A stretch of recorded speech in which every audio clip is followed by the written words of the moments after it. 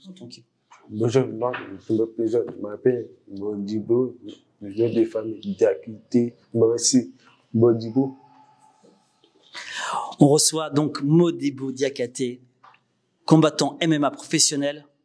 Tu es rentré dans l'histoire récemment, enseignant professionnel à Arès, premier combattant avec un handicap, signant dans une organisation professionnelle. C'est pour dire le parcours que tu as fait. Aujourd'hui, on te reçoit pour parler de bagarre.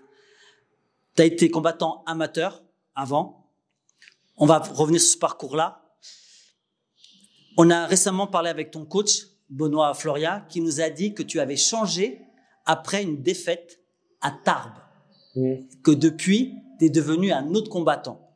Tu peux nous expliquer en quoi? Ouais, moi, j'ai commencé depuis MMA lui. Comment moi, j'ai commencé c'est à table. Je recommande quoi, j'appelle Joshua Elwan. Ouais, Jason Owen, ouais, c'est ça. Et comme j'ai fait commencer, c'est vraiment CDC. Et du coup, il a gagné. Du coup, moi, j'ai pas dit. J'étais déçu. J'étais pas content. Mais, c'est pas grave. C'est bien. Parce que ça me donne Rousseau. Ça veut dire, c'est comme si, j'ai fait quoi? Et là, ça veut dire, ah, il faut pas faire ça, il faut pas faire ça. Du coup, il faut quand même plus. Comme ça, la prochaine fois, je ne fais plus comme avant. C'est plus ça, après, voilà. Parce que c'est ma place fou. Voilà. Aujourd'hui, comme tu dis, c'est ton métier. Tu es devenu professionnel. Tu as signé à Arès. Avant, tu étais à 77 kilos en amateur. Et là, tu es à 70 kilos.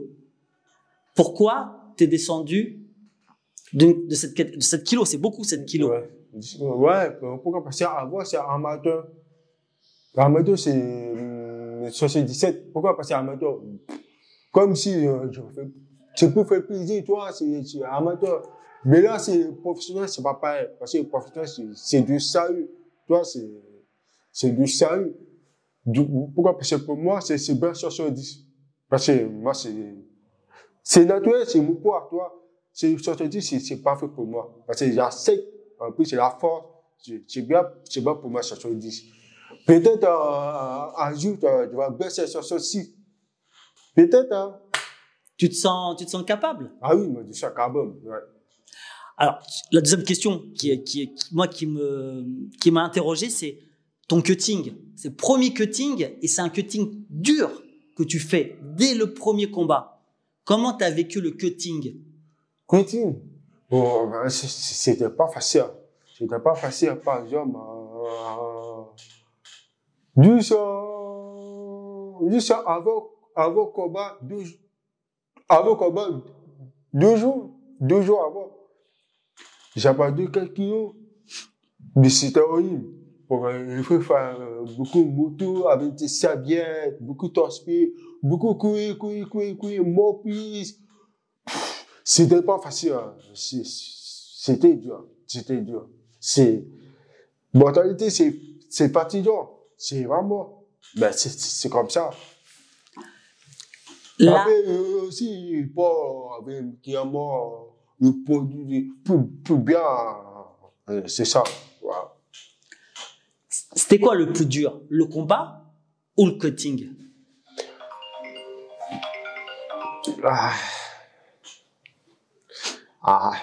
T'as gagné le combat. Le plus dur, c'est le cutting.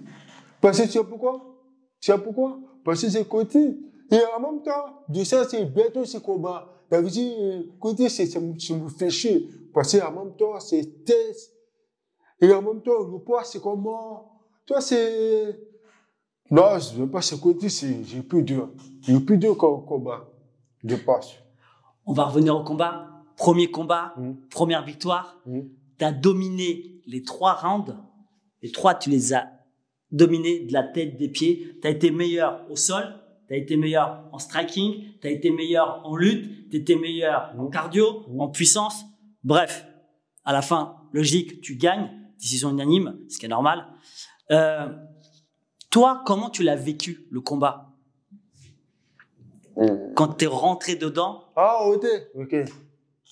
Donc, comme je suis rentré dans la cage, ça fait bizarre. Parce que quand je rentre dans la cage, comme si je me sens tout seul. En plus, il y avait beaucoup d'humour, tout ça. Ah oui, bruit, j'entends rien du tout, parce qu'il y a que le bruit.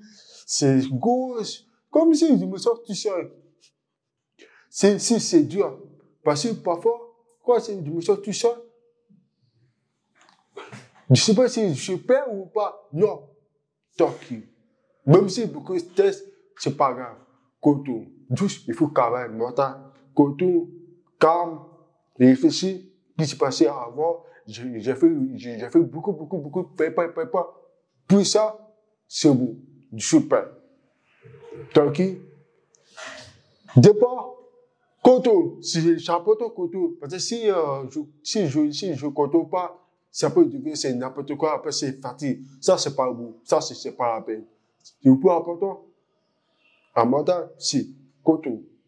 Bien, département, même si tout seul, c'est pas grave. Coton. Le travail, c'est ça. C'est le travail. Au début, avant, c'est pas comme ça. Avant, c'est normal. Parce que c'est le travail. Maintenant, c'est coton. Calme. oui, tu as pris l'habitude C'est ça. de gérer. On sait que un combattant a un game plan. A, ça c'est le game plan. Quand ça se passe pas bien dans la cage, on a un game plan B, parfois autre chose. Et souvent, c'est le coach qui va te dire, il faut faire ci, il faut faire ça. Toi, le coach, tu l'entends pas.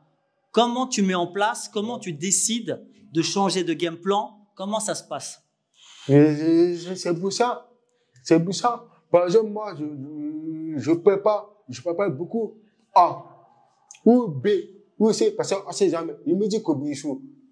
Là, aujourd'hui, c'est le thème, c'est A. Mais le mec, en fait, le mec, lui, il a fait autre chose. Ah, merde, du coup, moi, je sais pas comment faire. Bah, il faut faire changer plan B.